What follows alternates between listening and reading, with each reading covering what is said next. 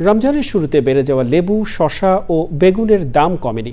ছোলা, পেঁয়াজ, আদার দাম স্থিতিশীল থাকলেও বেড়েছে রসুনের। খেজুরের দামও গত বছরের তুলনায় বেশি বলে জানিয়েছেন বিক্রেতারা। পরাগ আজিমের রিপোর্ট।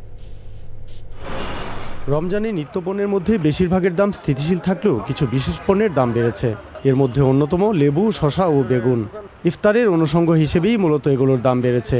লেবু হালিয়া 100 টাকা বেশি আজকে, আর শসা বেশি দেশিটা হলো 140 টাকা, আর হাইব্রিড হলো 100 টাকা। খিরে আছে 100 টাকা। বেগুন আর কালকে আনছি 120 টাকা কেজি, আজ কারণ বাজার 140 টাকা কেজি। লেবুর দাম একটু বাড়তি লাগে, আর এমনি লাউ মোটামুটি। ইফতারের আরেক অপরিহার্য পণ্য খেজুরের দামও বেশি। দাম বাড়ার পেছনে আমদানিকারকদের বেশি লাভ করার প্রবণতাকে দায়ী করেছেন ব্যবসায়ীরা। সব সিন্ডিকেট করছে মহাজনরা। 5 কেজির কার্টন 1 কেজিতে 100 টাকা বাড়ছে। রোজা উপলক্ষে বাড়াইছে ইম্পোর্টাররা।